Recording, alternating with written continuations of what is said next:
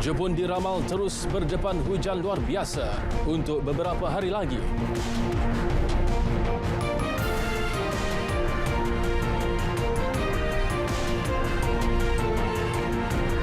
Kazakhstan kuat kuasa semula sekatan lebih ketat cegah COVID-19.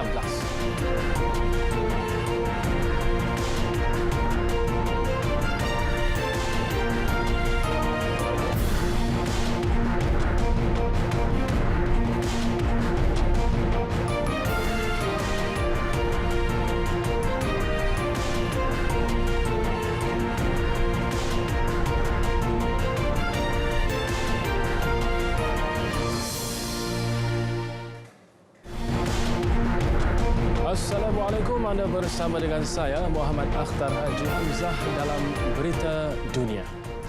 50 penduduk wilayah Kumamoto dan Kagoshima, Jepun dikuatiri maut dalam kejadian banjir serta tanah runtuh yang berlaku sejak Sabtu lalu. Pihak berkuasa menjangkakan angka korban akan terus meningkat kerana hujan lebat diramal berterusan. Manakala 4,600 kediaman tidak mempunyai elektrik dan 7,000 lagi tiada bekalan air. Usaha mengesan sebahagian lagi penduduk yang hilang giat dijalankan. Pasukan penyelamat dijangka mengalami kesukaran ekoran hujan lebat diramal berterusan sehingga esok. Pusat pemindahan sementara juga berdepan kekangan kerana jumlah penghuni dihadkan bagi mengelak penularan COVID-19. Jepun kini berada dalam musim hujan tahunan yang sering berlaku banjir dan tanah runtuh. Namun Jabatan Meteorologi Jepun memaklumkan hujan lebat kali ini merupakan situasi luar biasa. Dalam perkembangan sama, Agensi Meteorologi Jepun mengeluarkan amaran hujan luar biasa akan terus berlaku di beberapa wilayah. Taburan hujan paling tinggi dikesan di Kushima yang mencatatkan 120 mm bagi tempoh sejam. Taburan hujan 84 mm pula berlaku di Shibushi manakala 457 mm hujan melanda Kanoya hari ini bagi tempoh 10 pagi Ahad hingga 10 pagi Isnin. Berikutan itu, penduduk diingatkan terus bersiap sedia berdepan banjir besar dan tanah runtuh terutama bagi wilayah Kyushu. Agensi berkenaan turut mengeluarkan amaran kepada penduduk Shikoku apabila ramalan cuaca esok menunjukkan ia akan dilanda hujan dengan taburan 300 mm. Sementara itu, beberapa wilayah di China terus diletakkan dalam keadaan berjaga-jaga akibat banjir susulan hujan lebat yang berterusan. Antara wilayah terlibat ialah Anhui, Hubei dan Hunan.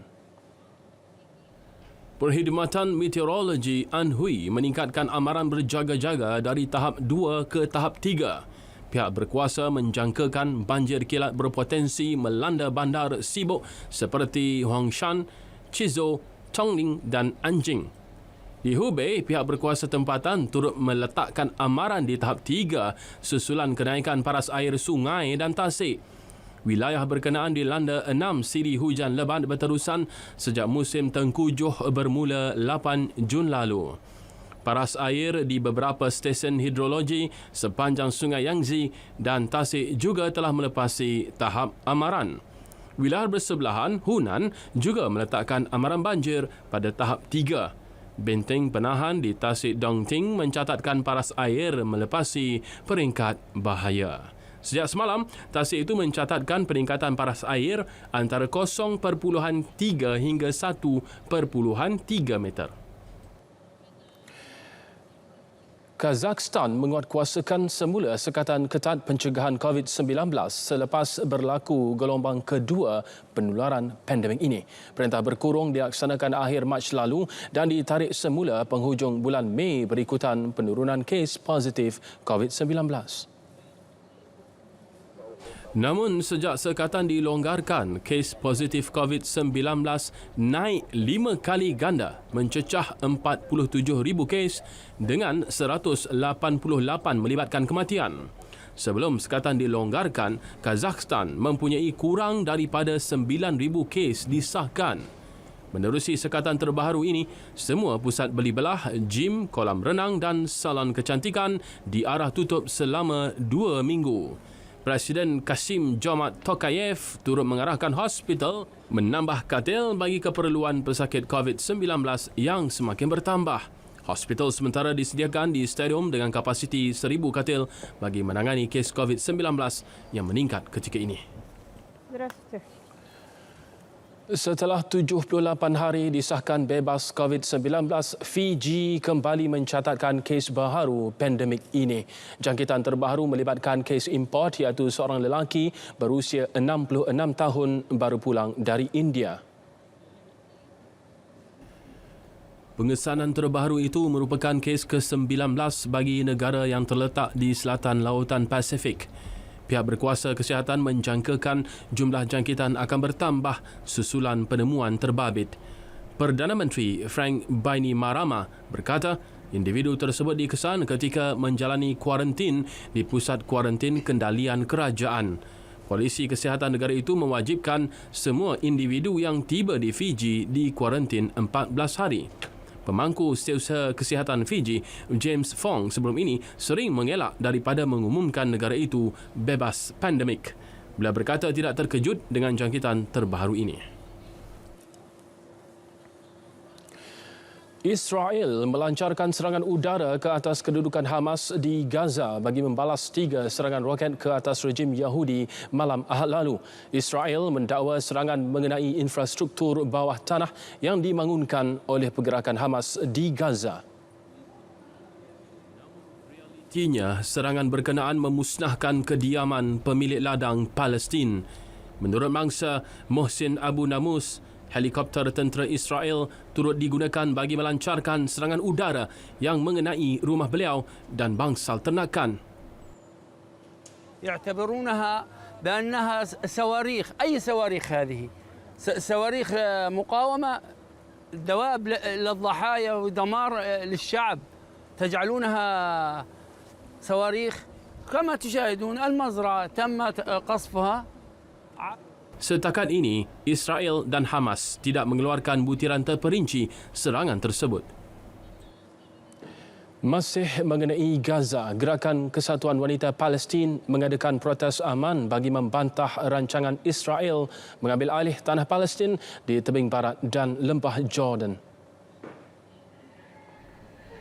Mereka mendesak komuniti antarabangsa campur tangan bagi menggagalkan pelan Israel yang menindas penduduk Palestin.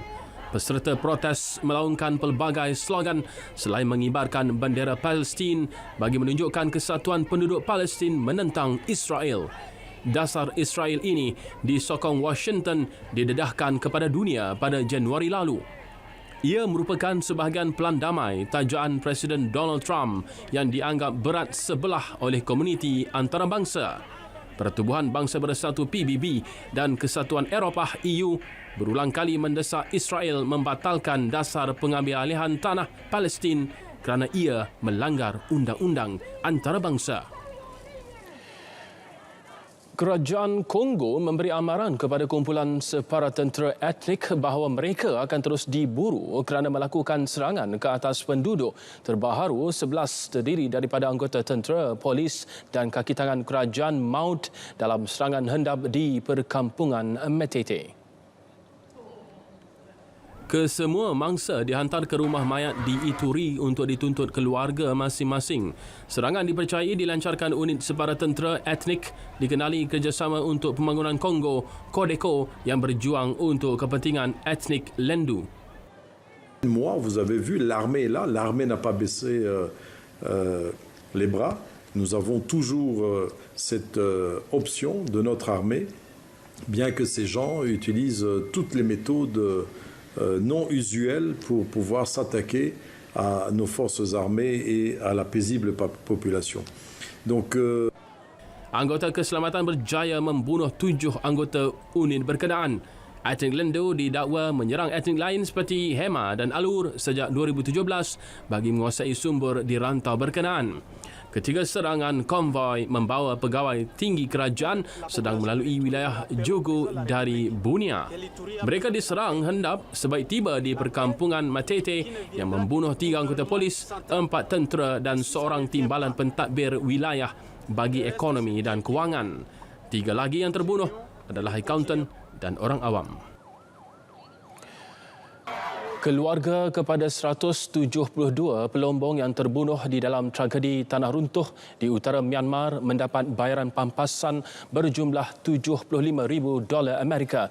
Pada masa sama, kerajaan mengumumkan penubuhan pasukan siasatan khas bagi menyiasat kejadian berkenaan selain membuat cadangan menambah baik ekosistem pekerja Lombong.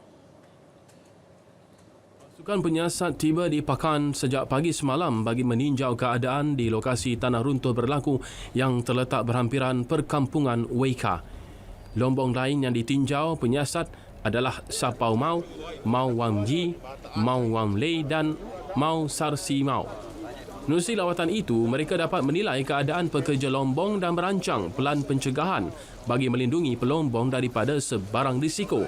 Selain melawat kawasan Lombong, pasukan penyiasat turut menemui 12 pekerja yang mengalami kecederaan di Hospital Weika. Usaha menambah baik ekosistem pekerjaan pelombongan juga disertai syarikat pelombongan seperti Myanmar Gems Enterprise berpangkalan di Pakan. Pasukan penyelamat dan perubatan yang menyertai operasi menyelamat pekerja Lombong turut diberi penghargaan dan imbuhan sewajarnya. Presiden Peru Martin Vizcarra mengemukakan cadangan pengungutan suara bagi menghapuskan kekebalan ahli parlimen. Langkah mengadakan pengungutan suara dibuat selepas Kongres enggan meluluskan cadangan berkenaan. Namun ancaman COVID-19 menyebabkan proses pengungutan suara digantikan dengan runding cara ketika berlangsungnya Pilihan Raya Umum 2021. Vizcarra turut melahirkan rasa kesal kerana Kongres menolak cadangan itu apabila proses pengundian maya hanya meraih 87 undi menyokong kekebalan ahli parlimen dihapuskan. Menerusi pungutan suara itu, kerajaan bercadang meminda Artikel 93 Perlembagaan Politik Peru. Penghapusan kekebalan ahli parlimen membolehkan usaha menghapuskan rasuah dalam kalangan ahli politik dapat dilakukan dengan berkesan. Vizcarra memulakan agenda menghapuskan rasuah sejak 2018, beberapa bulan selepas menggantikan Presiden Pedro Pablo Kuczynski.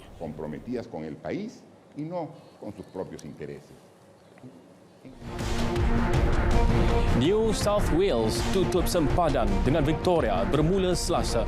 Butirannya selepas ini.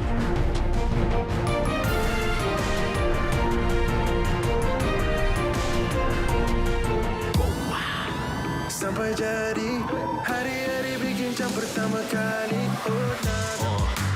Mula dari bawah, ramai orang makan nasi tapi tak pernah pergi sawah. Sampai jadi hari-hari bikin jam pertama kali. Dulu orang kami kais pagi makan pagi, sekarang bikin sampai jadi dengan internet tanpa had dan panggilan tanpa had.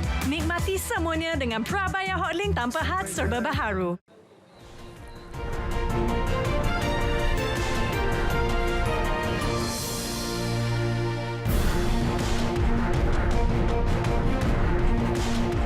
Parti Konservatif Croatia, pimpinan Perdana Menteri Andrej Plenković menang besar pilihan raya parlimen yang diadakan semalam. Parti Kesatuan Demokratik Croatia HDZ menang 68 kerusi diikuti pencabar terdekat gabungan diketuai Social Democrat SDP yang berjaya menang 42 kerusi. Di tempat ketiga adalah Parti Homeland Movement dengan 15 kerusi. Kemenangan itu meletakkan HDZ di tempat selesa bagi membentuk kerajaan gabungan baharu Croatia yang berdepan tugas sukar memulihkan ekonomi terjejas kerana penularan COVID-19. Selepas 90% undi dikira, pemimpin Social Democrat Davor Bernajic menerima kekalahan itu dan sedia meletak jawatan kerana gagal mengalahkan HDZ. Pencapaian SDP didakwa terjejas kerana kemunculan gerakan Mozemo yang bertanding buat pertama kali dan berjaya menang 7 kerusi. Parti pemerintah memerlukan gabungan bagi mendapatkan 8 lagi kerusi, membolehkan ia mempunyai majoriti 76 kerusi untuk mentadbir negara. Buat masa ini, HDZ merancang untuk bergabung dengan 8 parti etnik minoriti bagi menguasai parlimen yang mempunyai 151 kerusi. Emiriyah Arab Bersatu UAE mengumumkan rombakan kabinet besar-besaran semalam. Penstrukturan semula itu membabitkan penggabungan beberapa kementerian dan jabatan serta pelantikan menteri baru. Perkara diumumkan Perdana Menteri Sheikh Mohammed Rashid Al Maktoum menerusi ciapan di Twitter. Timbalan Presiden UAE itu turut mengumumkan penubuhan kementerian baharu iaitu Kementerian Industri dan Teknologi Maju. Ketua Syarikat Minyak Negara Sultan Al Jaber dilantik menterinya.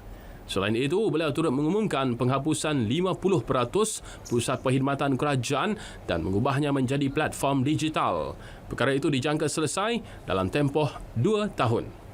Sheikh Mohammed Rashid berkata, pihaknya mahu membentuk kerajaan yang mampu membuat keputusan pantas dan sentiasa berada di hadapan. Iran dan China sedang berunding untuk perjanjian strategik selama 25 tahun bagi meningkatkan ekonomi dan pelbagai kerjasama lain yang memberi manfaat kepada kedua-dua negara. Menteri Luar Iran Muhammad Javad Zarif beryakin Tehran dan Beijing akan mencapai persetujuan untuk perjanjian jangka panjang yang bukan lagi satu rahsia pada masa sekarang. Iran akan membuat pendedahan terperinci kandungan perjanjian selepas ia dipersetujui China. Jika perjanjian dimuktamadkan, Iran akan menikmati kesan pertumbuhan pesat ekonomi China yang pada masa sekarang merupakan pasaran utama minyak mentah Iran selepas dikenakan sekatan ketat oleh Washington. Perjanjian Iran-China menjadi topik penting di media sosial Iran sejak bekas Presiden Mahmud Ahmadinejad bulan lalu mengumumkan rundingan dengan Beijing sedang berjalan lancar. Perkembangan kes pembunuhan bekas setiausaha kepada dua bekas Presiden Argentina Nestor dan Cristina Kirchner. Polis setakat ini menahan 4 suspek selepas mayat Fabian Gutierrez ditemukan Khamis lalu di bandar El Calafate. 4 remaja ditahan awal pagi Sabtu dengan salah seorang daripadanya mengaku terlibat di dalam jenayah pembunuhan Gutierrez. Suspek membawa polis ke sebuah rumah menjadi lokasi penemuan mayat, barang dicuri daripada kediaman mangsa dan senjata digunakan untuk membunuh. Hasil pemeriksaan ke atas mayat mendapati kesan kelar di leher selain lebam di seluruh badan kerana dipukul sebelum dibunuh.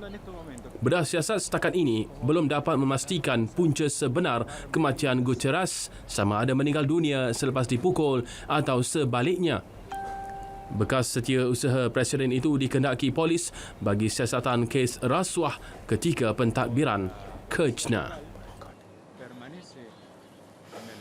Pengubah lagu bagi runyut bunyi filem terkenal Ennio Morricone meninggal dunia pada usia 91 tahun di Rom. Mendiang sebelum itu dirawat akibat kecederaan tulang paha. Dalam kenyataan dikeluarkan peguamnya, Giorgio Assuma, Morricone menghembuskan nafas terakhir awal pagi tadi. Sepanjang kariernya, beliau pernah menghasilkan runyut bunyi untuk 500 buah filem. Morricone menang anugerah Oscar pada 2016 bagi kategori skor muzik terbaik bagi filem The Hateful Eight arahan Quentin Tarantino. Mendiang juga pernah menerima anugerah khas sepanjang hayat Akademi Seni Gambar dan Sains pada 2007. Pemergian Morricone turut dirasai Menteri Kesihatan Itali Roberto Speranza. Dalam ciapan di Twitter, beliau mengucapkan terima kasih atas jasa Morricone menghasilkan muzik yang memberi kesan kepada emosi penonton. New South Wales menutup pintu sempadan dengan Victoria bagi mengekang penularan COVID-19. Perdana Menterinya Gladys Berejiklian berkata penutupan pintu sempadan itu berkuat kuasa bermula tengah malam Selasa. Victoria merekodkan 127 kes positif COVID-19 hari ini selepas beberapa kluster baharu dikesan sejak minggu lalu melibatkan penduduk Pangsapuri di Melbourne. Penutupan pintu sempadan dianggap langkah tepat oleh Perdana Menteri Victoria, Daniel Andrews, bagi menyekat penularan berlaku ke New South Wales. Selain itu, keputusan membuka pintu sempadan Victoria dengan Australia Selatan dibekukan buat sementara waktu sehingga COVID-19 berjaya dikawal sepenuhnya.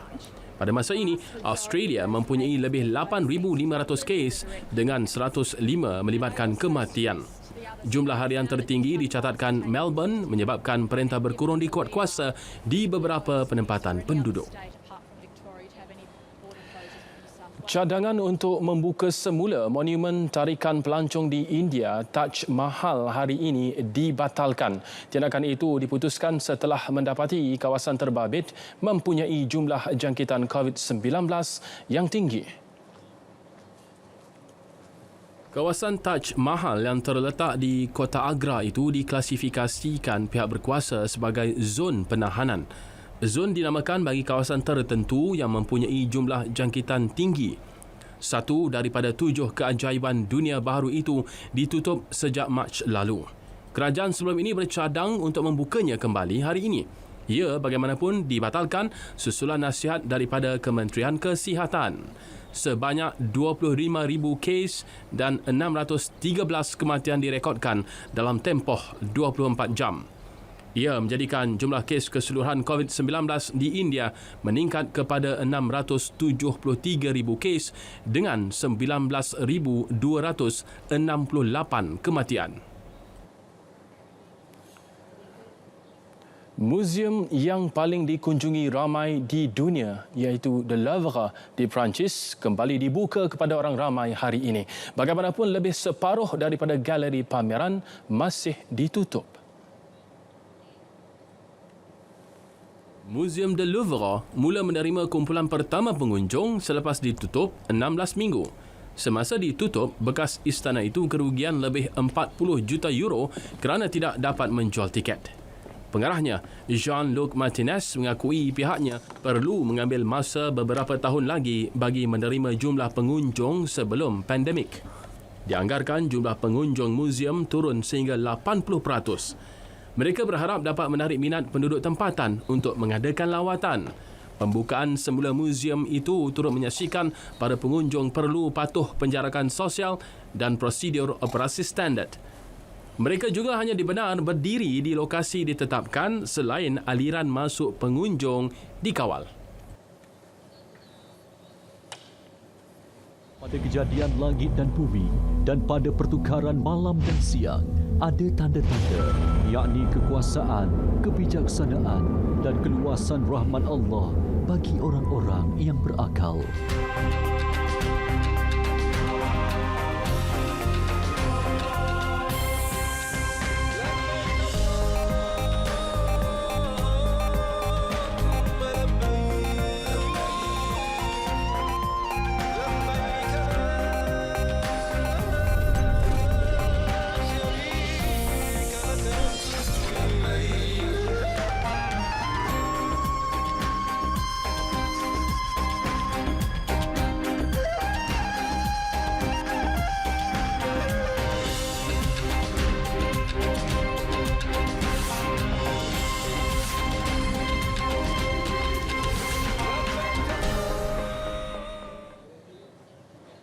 Anda masih bersama dengan kami dalam Berita Dunia.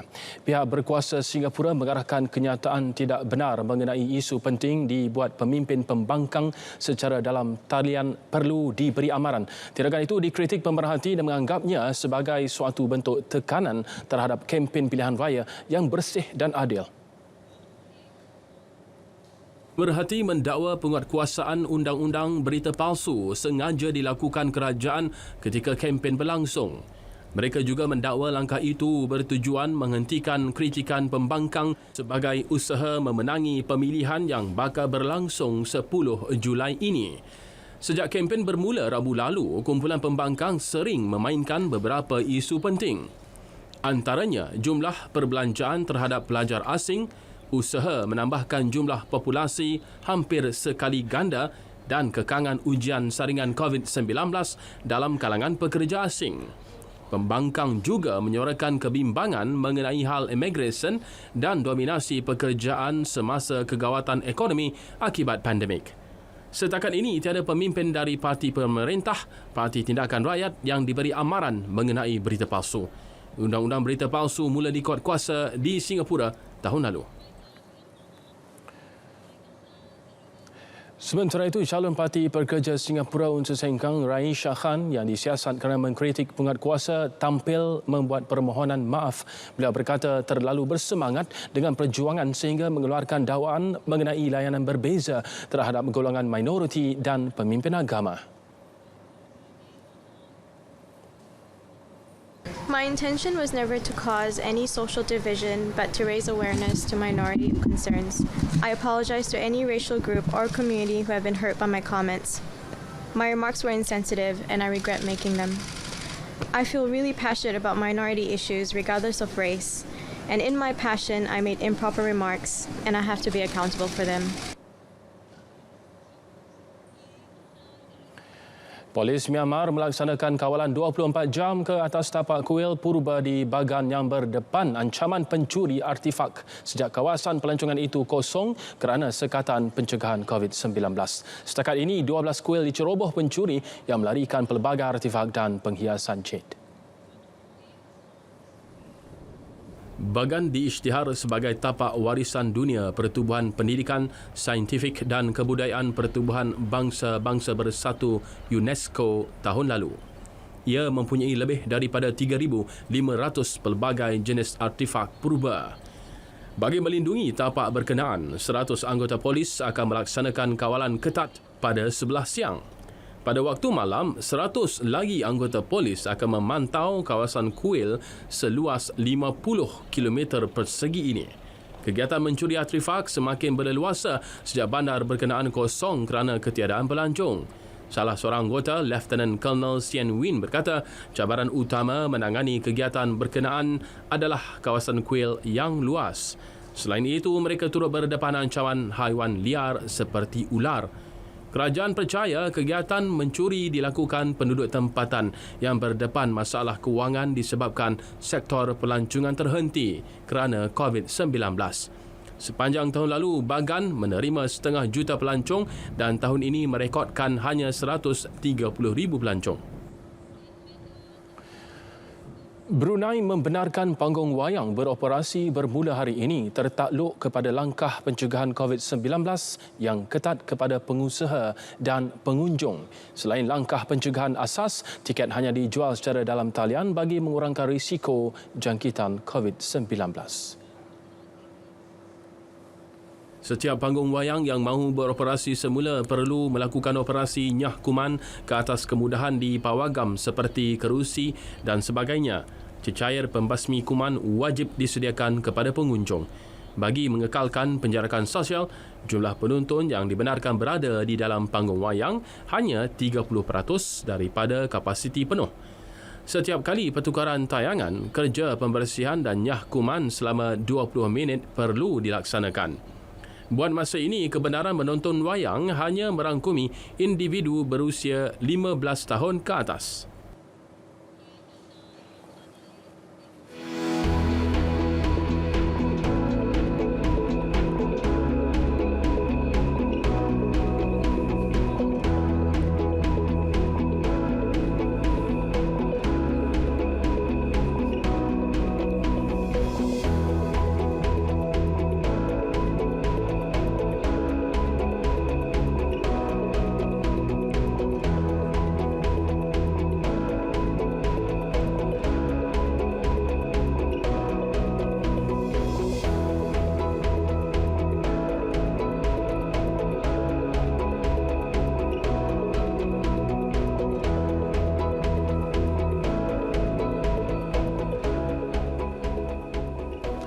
Beratus-ratus drone menerangi langit Seoul dalam satu pertunjukan meningkatkan kesedaran dan penghargaan berkaitan COVID-19. Visual itu menutup berita dunia malam ini. Kekal setia bersama berita RTM, maklumat sahih, jenama dipercayai.